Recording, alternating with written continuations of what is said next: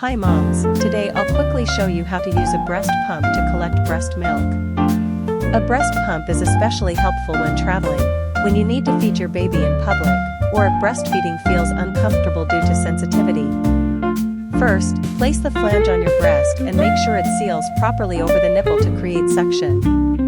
Then begin pumping by squeezing the handle. Once the vacuum is formed, milk will start flowing into the container. This pump is great because the container is large enough for multiple feedings and the design is comfortable and gentle. After pumping, breast milk can be stored in the fridge for up to 24 hours, but it's best if given within 3 to 4 hours for freshness. If you're going out, consider using a small portable cooler to keep the milk cold. Breastfeeding and pumping are a journey.